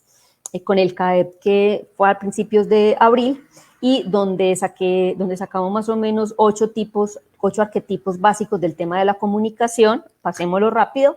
El primero es dale, pásalo. El estilo optimista. El estilo optimista es aquel que tiene una comunicación muy basado a nada está pasando, todo está bien, esto no es en serio, todos vamos a estar bien, y la representación más gráfica es Andrés Manuel López Obrador. Yo sé que esta presentación se las van a poner en la página de Hablemos de Ciencia Política, entonces van a poder consultarla más ampliamente. El segundo estilo es el humanista, el arquetipo humano, de una conexión más maternal, más conectada con la gente, más protectora, y este es el estilo de Angela Merkel en esa comunicación. Obviamente tenemos todas las mujeres europeas en este estilo. La otra es, dale, tranquilo, el estilo netamente general, adoptado por Emmanuel Macron, donde obviamente tiene el arquetipo de la comunicación en un ámbito de guerra, en un escenario arquetípico de guerra, donde obviamente él es el general, es el que manda, es el que dice, y en todas las puestas en escenas que tiene él hacia esa posición. El otro es el de, sigue tranquilo, el del pionero. Ahora la situación es diferente, pero cuando empezó el tema de la pandemia todo el mundo hablaba de Nayib Bukele como el pionero, como el que primero estaba haciendo las cosas, el que cerró el país, el que hizo todo para evitar que llegara el coronavirus a su país, pero fue considerado como pionero en ese sentido. Sigue el otro arquetipo que es el nacionalista, por supuesto, Donald Trump, donde el lenguaje es bélico, donde el enemigo es el virus chino, donde primero se rodea de expertos pero no los escucha y genera una cantidad de condicionamientos específicamente desde el propio nacionalismo. Luego continúa el último, que es el del estilo, el arquetipo educador, el que teníamos con Tudorov, con un lenguaje explicativo, sencillo, fácil, tranquilo, desde la puerta de su casa, hablándole. Es bien interesante porque dentro de los mensajes que se sacaron desde Canadá para el tema del COVID, hay uno muy bonito para los niños a partir de Lego, o sea, la construcción, el mensaje de Manuel, de Justin Trudeau, digamos, construido con Lego y hablándole a los niños. Entonces fue una forma de llegar, de hablar, de adaptar el lenguaje de la audiencia para darle un mensaje. Y a la mayoría de la gente le encanta para el tema político, para el tema de las contiendas electorales y de los gobiernos. Yo tengo 12, hay muchas definiciones, hay unos dicen que son 9, otros dicen que son 10, otros dicen que son 20. Yo hice simplemente una recolección de aquellos que para mí son los más importantes y uno nuevo que agregué mío. Dale, tengo la siguiente, por favor. Es el héroe en toda contienda electoral, dependiendo del punto de vista donde está, alguien se va a creer el héroe, el que va a salvar la ciudad, el que va a cambiar todo lo que está pasando, el que va a rescatar, y este héroe se da en un escenario arquetípico de Apocalipsis, porque también los escenarios son arquetípicos. Está el Apocalipsis, está el Génesis, está el tema del pandémico como el que tenemos ahora, tenemos el de la conexión global, el de la hiperconexión, el de la infodemia. Existen otra cantidad de escenarios arquetípicos que también hay que jugar el juego ahí. Está el sabio, aquel que se muestra conciliador, paciente, tranquilo, sabe decir lo que tiene que decir en el tono que es, y su credibilidad es alta. Obviamente siempre estará el villano o la sombra, el que va en contraposición del héroe. Una contienda, por ser una metáfora belicista también, siempre tendrá dos contendores, uno bueno, uno malo, pero es importante si se van a hacer construcciones arquetípicas que pertenezcan a la misma colectividad. No puedo hablar de que el héroe va a contraproducir contra el sabio, porque ahí no hay contraste de pelea, ahí no hay contraste de contienda, ¿sí? Bueno, vámonos con la siguiente diapositiva. Hay una que es la madre o cuidadora. El cuidador no solamente es maternal, no solamente es mujer, es también masculino, pero su rol es cuidador protector, donde lo que busca es de una manera serena, tranquila, cuidar a todos y proveer bien. Hay otras se llaman el forajido, son aquellos que intentan ser disruptivos y hacer diferentes cosas dentro de las campañas. Normalmente pocas veces gana el forajido porque es el que viene a hacer una representación de una pelea en condiciones más bélicas que el villano. Otro arquetipo muy famoso que la mayoría de los candidatos que están en oposición lo buscan, y es el cambio, la novedad, como en esta diapositiva, que también es una metáfora. El cambio puede ser un chance, y es un chance bueno, un chance malo, entonces desde ahí también hay unas condiciones de eso.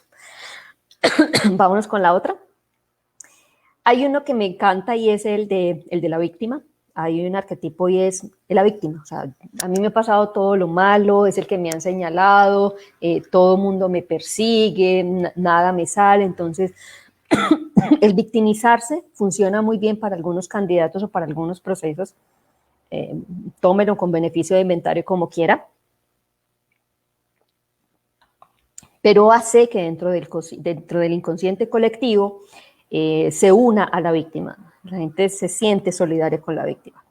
El ángel vengador es aquel que viene a arrasar, porque hay que acabar con el gobierno, hay que acabar con la alcaldía porque es mala, porque no ha hecho nada, porque no funcionó, entonces viene a arrasar y acabar con todo, viene a cambiar, también existe ese arquetipo.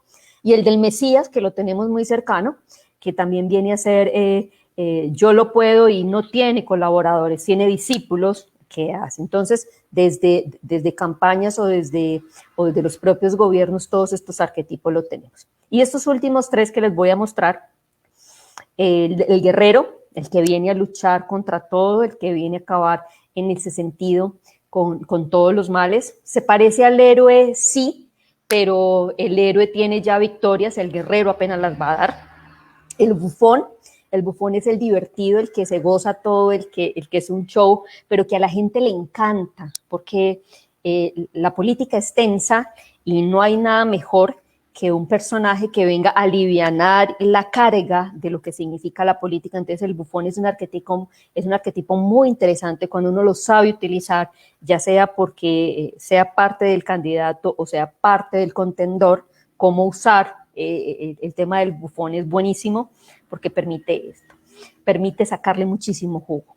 Y el último, que es una construcción nueva que yo estoy haciendo, y es el del salubrista. El salubrista es el que vamos a tener de ahora en adelante en las campañas, el que va a estar con traje, no tan al estilo como lo puse ahí, al estilo Putin, pero sí una representación de lo que es la nueva normalidad, el tema de a distancia, el tema del tapabocas, el tema de las súper interconexiones a través de las redes, de los escenarios de redes, y esto es lo que nos va a permitir decir que este es el nuevo arquetipo de líder que va a surgir en estos procesos de pandemia, en estos procesos electorales en pandemia, y posterior a ello, porque va a continuar y esto va a quedar dentro de nuestro ADN. Entonces, estos arquetipos, vuelvo y repito, importante, la construcción de reconocer el escenario arquetípico que está jugándose.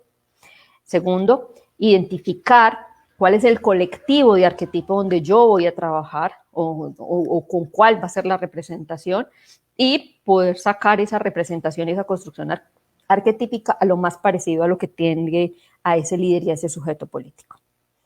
Bueno, y la última diapositiva es, en este sentido es, ok, si todo es una metáfora, es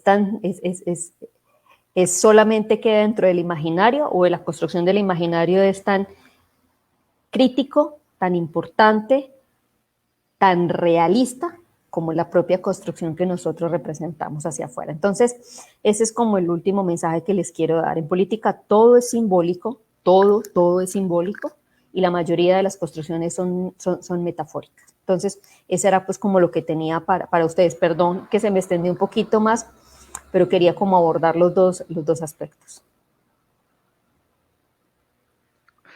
Nuri, yo creo que este es uno de esos programas de Hablemos de Ciencia Política que tenemos que volverlo a ver, porque nos has entregado, me parece, unos elementos muy valiosos en tan poco tiempo. Realmente, pues en tan poco tiempo, abordar estos dos temas no es fácil, y yo creo que hay mucho, pero mucho para detenerse y analizar y digerirlo. Qué bueno, Nuri. De hecho, alguna persona mencionaba, creo que era Camilo Estrada, que decía si el video puede estar para guardarlo, y por supuesto que pues los videos quedan guardados en el sitio, en la fanpage de Facebook, ¿cierto? De Hablemos de Ciencia Política, pero también los estamos alojando en un canal de YouTube para que pues queden estos videos. La idea pues es como socializar el conocimiento y que el mayor número de personas pueda conocerlo, ¿cierto? Entonces, Nuri, pues muchas gracias por esta interesante disertación. Yo voy a quitar la presentación para que de pronto estemos más cómodos en la pantalla y comencemos también a resolver algunas de las preguntas que ya pues aparecen varias preguntas en el chat. No sin antes pues como saludar a todos los que han llegado pues como con posterioridad. Incluso me decía un compañero que hay pues también digamos una fanaticada de Hablemos de Ciencia Política en la asamblea de la Universidad de Antioquia. Un saludo pues muy especial para los compañeros y compañeras de la universidad, y toda la fuerza para que sigan también apostándole a transformar la educación pública, ¿cierto? Este es un momento de mucha importancia para mantener la movilización estudiantil activa y también para exigir derechos, ¿cierto? A ellos pues un saludo y gracias pues como por el esfuerzo que hacen por divulgar también Hablemos de Ciencia Política. Igualmente quería saludar a Nadia Restrepo y a Uber que nos siguen desde el primer día y que sé que están conectados en este momento. De pronto ellos pues no han hecho intervenciones o saludos y yo no los he, no he tenido la oportunidad de saludarlos, pero sí quiero pues como desde aquí agradecerles por todo el apoyo que han dado a Hablemos de Ciencia Política. Bueno, aquí tenemos una primera intervención de Alejandro Rosa, Nuri. Él nos dice, en el universo de las metáforas y su análisis, se debería aplicar la navaja de Ockham. Ah, bueno, qué interesante, porque trae aquí el componente franciscano del que somos algunos pues fans.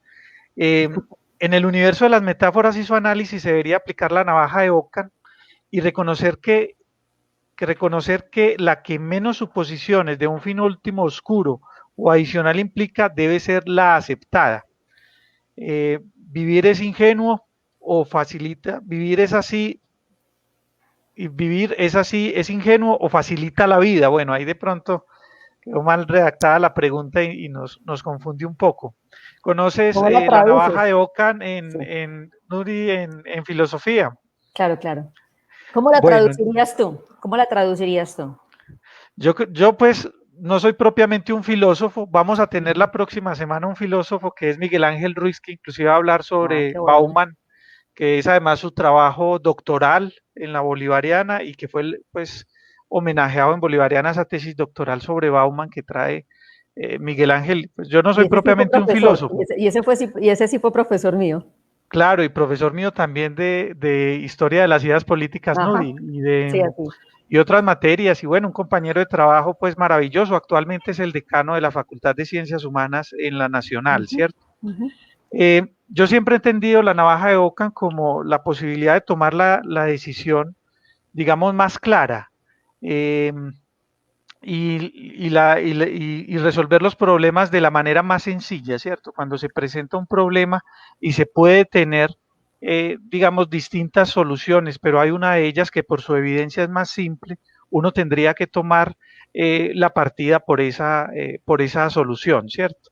Entonces, por eso de pronto allí se habla de que y reconocer que la que menos suposiciones de un fin último oscuro o adicional implica debe ser la aceptada, ¿cierto? La misma evidencia de pronto sirve para conocer cuál es la postura que se tome allí. Entonces, así lo he entendido yo, Nuri, la navaja de Ockham. Hay que entender algo y es que las metáforas son atajos cognitivos, ¿sí? Hmm. Son atajos cognitivos. Entonces, el hecho de que haya una interpretación correcta o incorrecta no existe, ¿sí? El hecho de que cómo se asume la metáfora está relacionado con ese marco que cada uno de nosotros tiene desde su historia, desde sus conceptos, desde sus creencias, desde sus paradigmas, desde lo que hereda, digamos, del conocimiento, y eso hace que cada uno asuma la metáfora de la manera que bien le convenga. Es decir, aquí no hay, igual que la verdad, no hay verdades, no hay mentiras, hay solo versiones. Entonces las metáforas se toman en ese sentido, únicamente en el sentido de como un atajo cognitivo para entregar un concepto.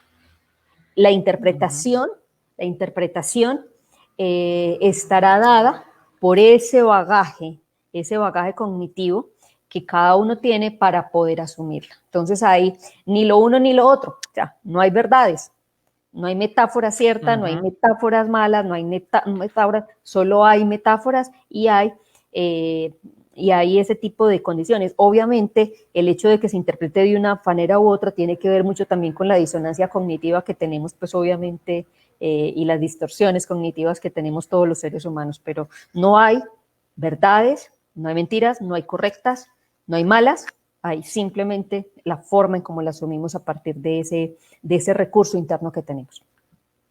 Quiero aprovechar pues que Alejo nos hace esa pregunta utilizando el nombre de Guillermo de Ockham, que es un nombre muy importante, es un nombre muy importante para la ciencia.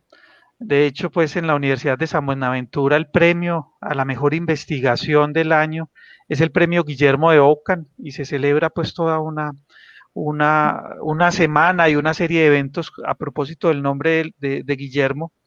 Y aprovecho también para saludar a la gente de la Universidad de San Buenaventura. Yo sé que mucha gente también de la USB nos está haciendo seguimiento, inclusive a mi hermana, pues, que tiene allí pues un trabajo tan importante y tan esmerado durante tantos años. Diego Alejandro Muñoz también nos tiene una intervención. Él dice, las metáforas nos ayudan a ampliar el mundo y en el caso de la ciencia política, su poder descriptivo ayuda a comprender fenómenos que los conceptos tan esquemáticos y limitados no pueden describir con precisión. Los conceptos son unívocos, mientras que los fenómenos sociales y políticos son amplios y diversos, con múltiples sentidos. Excelente, Diego, muchas gracias por este aporte que refuerza también muchos de los comentarios que ha hecho pues aquí en su momento Nuri. Nos decía de pronto José Arteaga que retiráramos los subtítulos. José, yo pues vi tu mensaje, pero no sé hacerlo. Entiendo que después alguien también manifestaba que se puede hacer directamente desde el dispositivo para que de pronto se tenga en cuenta, ¿cierto? Sebastián Osorio también está conectado. Entiendo que Sebastián estuvo, también te saludaba por el diplomado de crisis, si no estoy mal. Y entonces dice Sebastián, Nuri, te hago una pregunta. ¿Por qué desde las metáforas algunos dirigentes tratan de colocar la realidad del COVID como si fuera mucho menos importante? ¿Por qué desde las metáforas no explicaron las fases desde un principio los dirigentes, cierto? ¿Por qué será que de pronto tratan de minimizar de pronto los efectos que podría tener el COVID, las implicaciones sobre la salud humana? Es lo que le entiendo yo a Sebastián a propósito de esta pregunta. ¿Y por qué no son de pronto más claros para que efectivamente la gente, nosotros tengamos un mayor, digamos, una mayor disposición a la prevención y a cuidarnos? Mira, hay una cosa que es importante decir esto y es que ningún gobierno, absolutamente ningún gobierno del mundo estaba preparado para este proceso de la pandemia, absolutamente nadie.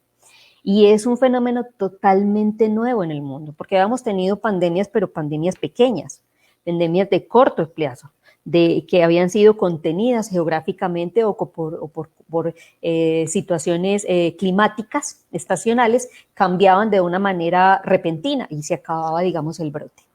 Esto cambia la realidad del mundo y cambia la realidad del mundo en el sentido de que resurge el modelo de la biopolítica y la metáfora del biopoder, donde es lo higiénico, donde es la salud, donde es el cuerpo, donde es lo humano, donde cobra relevancia.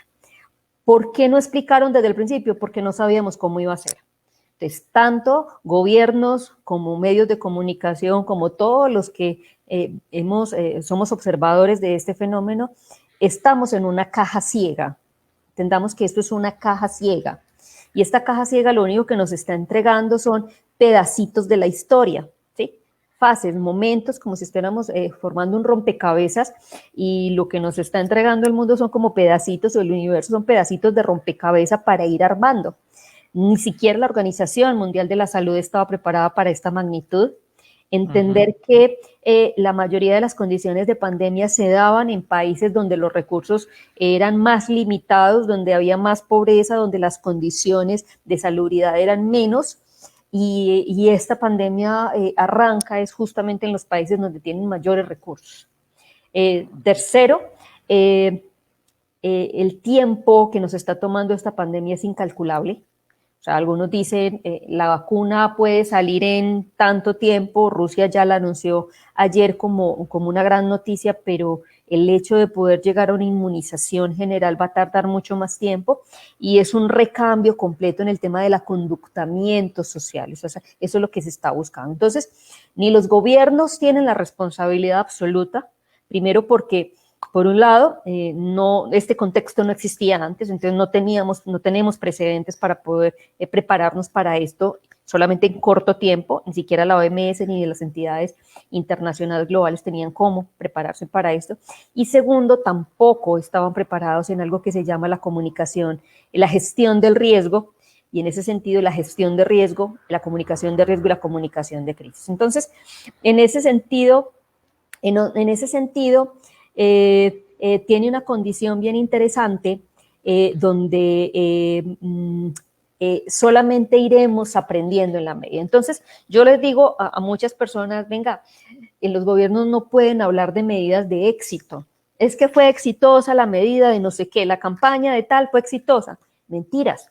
Las medidas son efectivas y son temporales. Hice un seguimiento durante los primeros 4 meses de pandemia a siete departamentos con diferente comportamiento cultural y aquellos con comportamiento más tradicional, más conservador, tuvieron una efectividad hasta el 19 de junio.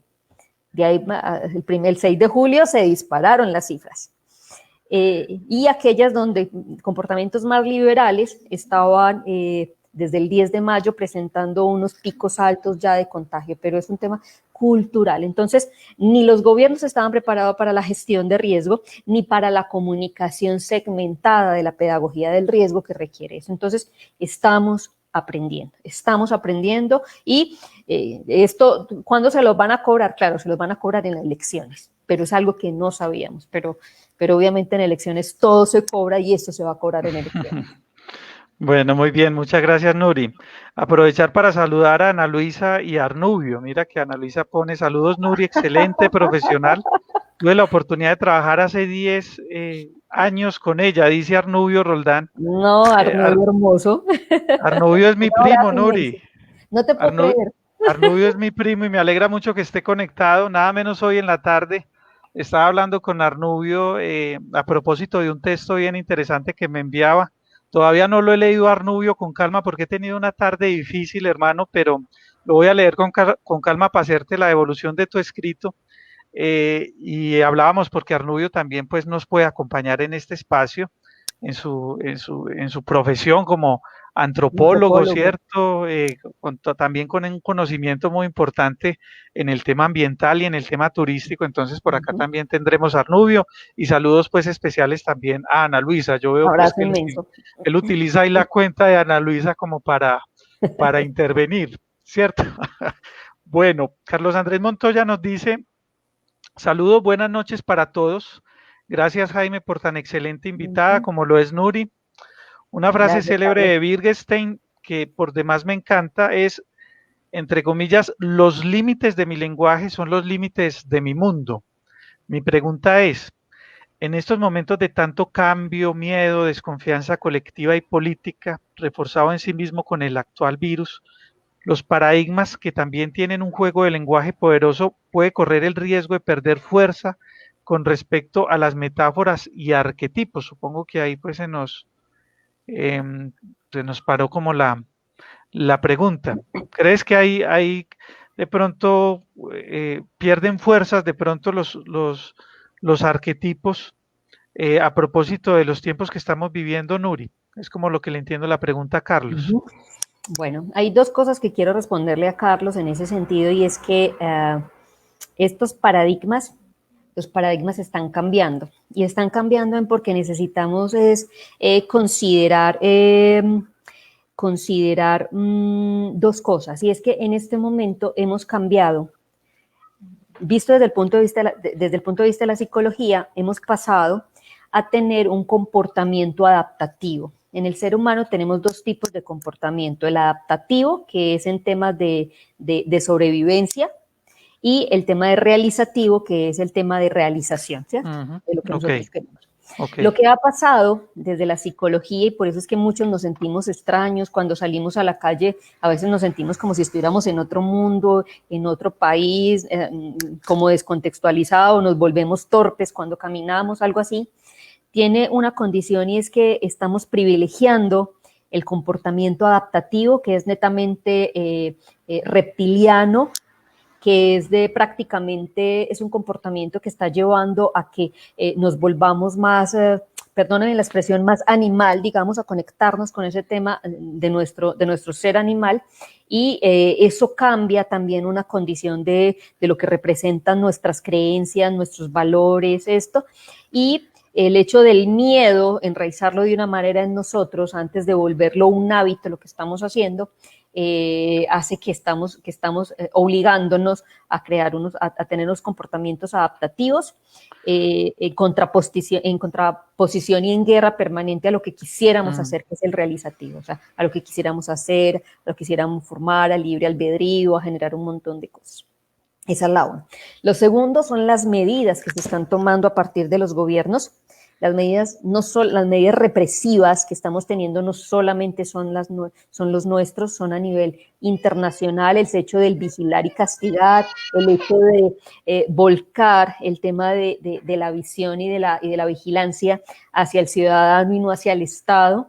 El hecho de que el Estado, los gobiernos entreguen la responsabilidad de la contención al ciudadano y no la responsabilidad de la pedagogía, también ha hecho que haya un cambio en el paradigma entre lo que va a significar de aquí en adelante el gobierno, los gobiernos, la representación política y aquellos, y lo que va a cambiar son la forma de la construcción arquetípica, ¿sí? O sea, es decir, si algunos estaban hablando del tema de la lucha, salir y besar, la lucha va a ser diferente. Digamos, los lenguajes van a cambiar, la forma de los símbolos de estos arquetipos cambian.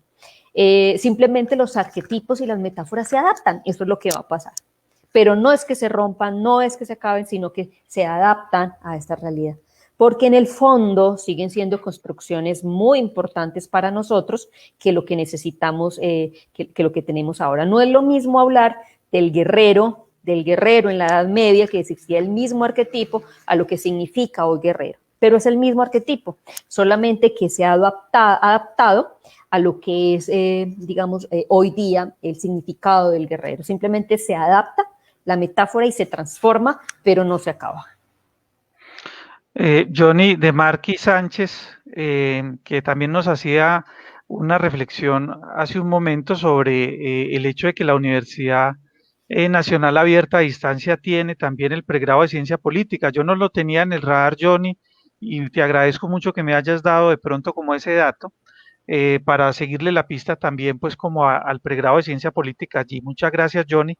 Y Johnny nos dice, los trinos se pueden considerar una de las más usuales manifestaciones metafóricas. ¿Qué pensarías tú? Y también los memes. Los Y memes también los son memes. metáforas. La caricatura es una metáfora. Todo lo que tenemos alrededor son metáforas. El solo hecho, digamos, es bien interesante porque en redes sociales, sobre todo, por ejemplo, los trinos, los hashtags se convierten en metáforas. ¿Sí? Claro. Se convierten en metáforas porque están representando, o sea, tienen una carga cognitiva tan inmensa que simplemente a partir de uno poner un hashtag tal cosa, ya prácticamente se está sumando a la representación de esta metáfora o de este arquetipo. Entonces es bien interesante tener en cuenta que si los memes, los chistes, los trinos, las representaciones que uno hace a través de redes sociales también se convierten, es más, las propias imágenes de Instagram se convierten en metáforas. Porque son parte del simbolismo, porque todo esto es simbolismo político, que son lenguaje, símbolo y discurso, y conforman esa triada que representa todo lo que es el lenguaje político como tal. Entonces, desde ahí es interesante entender lo que significa los trinos, esto. Ahora, lo que está pasando con TikTok. Los TikTok, que yo no lo tengo, pero es una red social que se utiliza para hacer el tema del humor y todo esto, se está convirtiendo en una nueva metáfora. Y más casual, la lucha, digamos, en contraposición de Estados Unidos con China por la administración de esa red que hace parte, digamos, de la Guerra Fría. Yo le llamo la guerra congelada entre China y Estados Unidos, que permite dar cuenta de que instrumentos sociales como estas redes sociales se convierten en instrumentos, digamos, de lucha dentro de una propia metáfora. Perfecto. Hay una pregunta de Margarita, que también nos da un saludo ahora. Saludo especial, Margarita. Qué bueno que usted encuentre útil como estos espacios. Nos saludas, Margarita, y nos dices, ¿el colombiano qué arquetipo sería? Bueno, yo creo que los colombianos tenemos un arquetipo, una variedad de arquetipo gigante. Nosotros no nos podemos describir Cierto, es, de uno solo. Se lo puedo poner desde el punto de vista de Lakoff, de George Lakoff. O sea, ¿cómo somos? ¿Cómo somos? ¿Somos más conservadores o más progresistas? Los colombianos tendemos a ser más conservadores dentro de nuestro comportamiento tradicional, familiar, religioso, laboral. Tenemos casi un 70% de conservador y un 30% de progresista. O sea, el típico colombiano. Obviamente esos porcentajes se mueven de arriba a abajo dependiendo de la clase social, dependiendo de la formación, dependiendo de la ideología propiamente dicha, de la militancia que tenga, de lo partidario o no partidario de lo político, de lo cercano o no que sea la política. Entonces de ahí puede cambiar, pero los comportamientos en ese sentido. Somos una mezcla. Ahora que mostrabas, Nuri, esos dos padres, el padre autoritario, ¿cierto? El tirano, y el padre de pronto progresista, protector, yo me identifiqué inmediatamente con el padre progresista, ¿cierto? Entonces me identifiqué ahí mismo con Elena, pues encima, cargándola, y dije, hombre, yo debo ser una minoría en este país, y ahora que dices eso, pues estoy como por pensar que sí. Muy bien, Sergio Cardona nos dice, en Colombia los arquetipos caudillistas siguen siendo una figura central de los debates. Eso es cierto y bueno. El político que se enfrenta con voz fuerte en la plaza es interesante. En el análisis político, ¿por qué se da?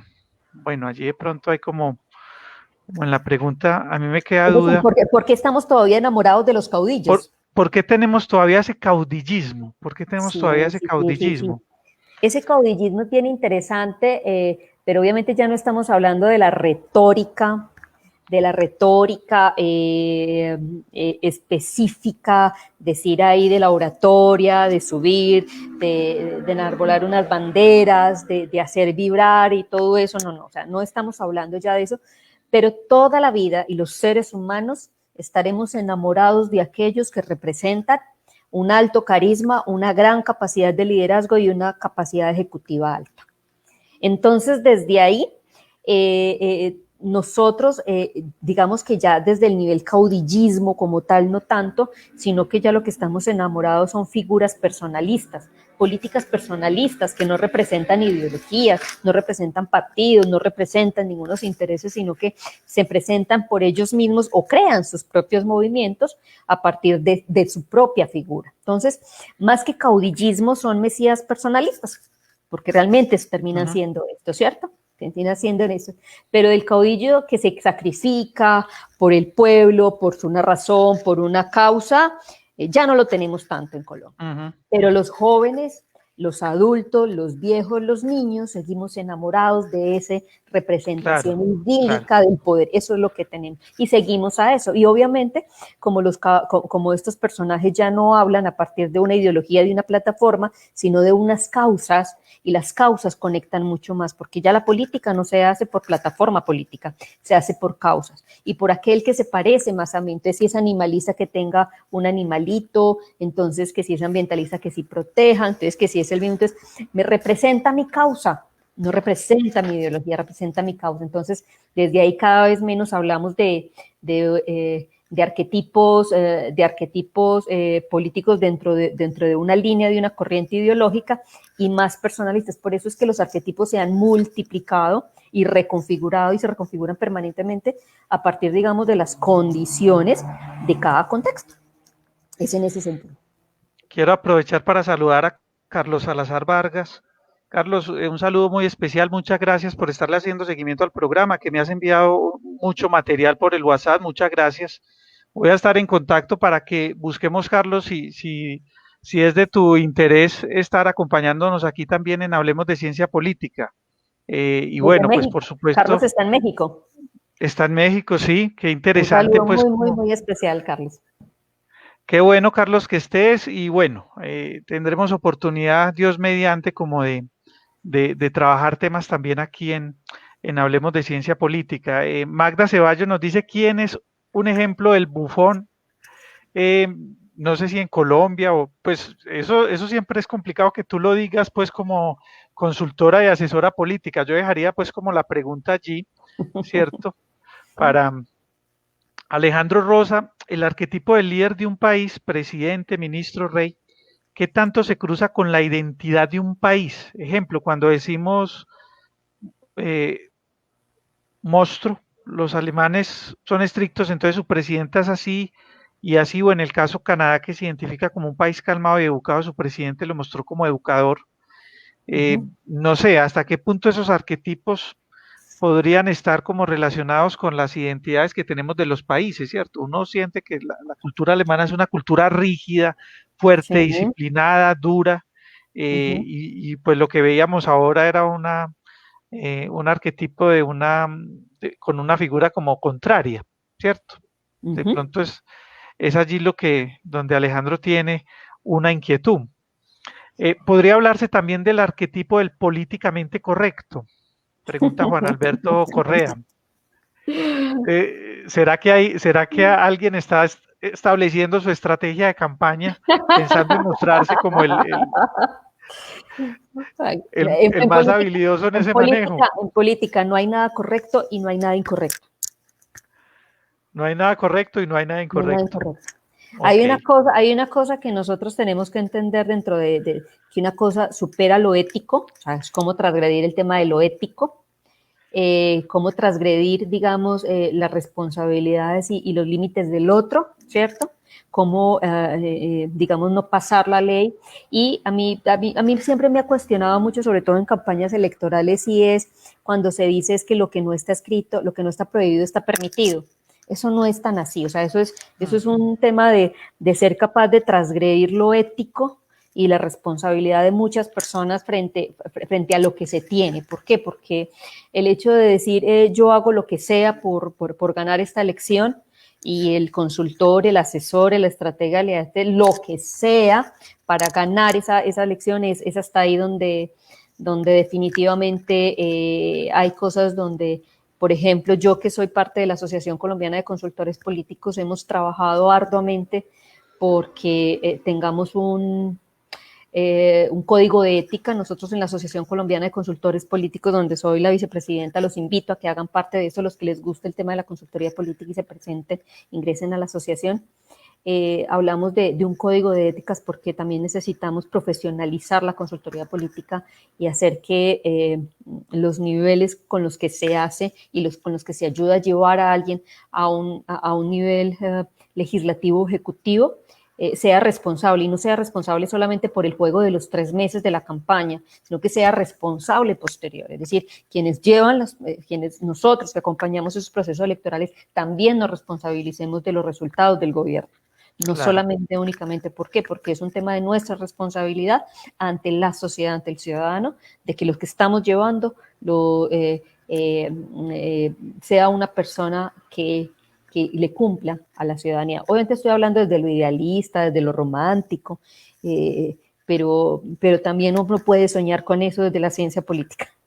Creo que la pregunta que tiene José Arteaga va muy en ese sentido. En los arquitectos, metáforas y símbolos deben ser congruentes con el accionar personal y público del actor político o institución política. Sí, claro, porque es que, Esa digamos que congruencia tiene que estar esa allí. congruencia tiene que existir. O sea, uno por dónde parte, uno siempre parte de que hay que identificar unos atributos, ¿sí? Unos atributos, esos atributos van de la mano con unos símbolos, esos símbolos van con un relato y ese relato pertenece a un arquetipo.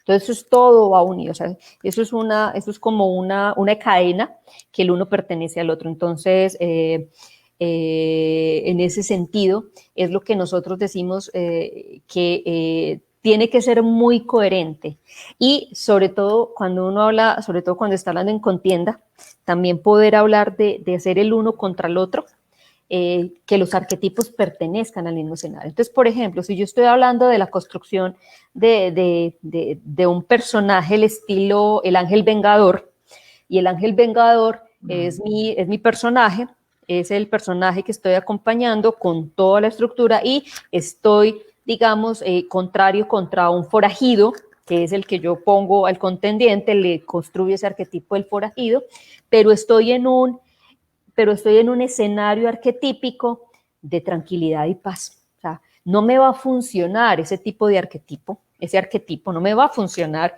en un escenario donde no está convulsionado para poder manejar un tipo de este personaje. Entonces, desde ahí, lo llevamos hasta la condición de este tipo de personajes también, o sea, es decir, el arquetipo me va a funcionar si estoy en un escenario típico apocalíptico, no en un escenario de paz, tranquilidad y paraíso terrenal. Me va a funcionar en otro. Entonces, no todos los arquetipos me funcionan según el escenario. Entiendo. Perfecto. Nuri, hay muchos saludos de agradecimiento por tu conferencia. Algunas personas dicen que la quieren volver a ver con mayor detenimiento, pero se coincide pues como en que hay unos aportes muy valiosos que le has entregado hoy a esta comunidad pues en crecimiento, a esta audiencia de Hablemos de Ciencia Política. Yo les recomiendo pues que puedan ustedes eh, socializar, compartir, ¿cierto? Con sus amigos estos videos para que también ellos conozcan. Yo tengo pues incluso mucha curiosidad de ver con mayor detenimiento la presentación porque me parece que hay elementos bien valiosos. De pronto le damos la última pregunta porque ya tenemos pues 1 hora y 45 de transmisión. Yo creo que ya le sacamos pues completamente la leche a Nuri y entonces digamos que ya es hora de descansar y la audiencia también necesita descansar. Ya para terminar, Javier Cantor nos dice, Javier Cantor o Xavier Cantor, viendo las diferentes situaciones que se vienen suscitando a nivel global, como el surgimiento del neo-otomanismo en Turquía, el feminismo en los países occidentales, el auge de la narrativa multipolar de Rusia y China y la resignificación de los valores civilizatorios, es posible que se vuelva a los arquetipos y metáforas del siglo XIX y de la preguerra, la vuelta al imperialismo y cómo podrían chocar con las tecnologías de información y de comunicación. Yo creo que más que volver a esas metáforas, a esos arquetipos, es lo que decía, los arquetipos simplemente se actualizan, ¿sí? Okay. Yo me los imagino esos de los que está pensando saber, me los imagino es al estilo Matrix, con otro tipo de tecnología, con otro tipo, digamos, de escenarios, con otro tipo de armas, por decirlo de alguna manera, y desde ahí efectivamente es necesario entender que simplemente se actualizan y se van a actualizar. Sí puede llegar a que vamos a tener unos arquetipos mucho más de libertades. ¿Por qué? Porque vamos a volver al entorno de las libertades un poco restringidas. Vamos a tener que adaptarnos a ese tipo de libertades y a esta nueva forma de negociar nuestras libertades y nuestra seguridad. Y desde ahí vamos a hacer una reactualización y una actualización de los arquetipos y de las metáforas. Las vamos a hacer, sí, van a llegar definitivamente. En ese sentido, es la última recomendación de un libro. En esta pandemia, en esta cuarentena, al principio de la cuarentena, estuve estudiando mucho el tema de la psicología y hay un libro que les voy a recomendar que les va a explicar muchísimo lo que está pasando con nuestros comportamientos, sobre todo con el cambio social que estamos teniendo a partir de las medidas que nos está tomando con el tema gubernamental, y se llama El miedo a la libertad, de Erich Fromm. Ok, claro. Se lo recomiendo, es necesario que lo vean, es necesario que lo lean, es necesario que lo revisen porque hay una construcción de qué es lo que estamos entregando nosotros los seres humanos a cambio de la promesa de la libertad de no tener COVID. O sea, cómo estamos entregando nuestra capacidad de salir, nuestros abrazos, nuestro cariño, nuestra identidad, nuestra capacidad de amar por la seguridad de no contagiarnos.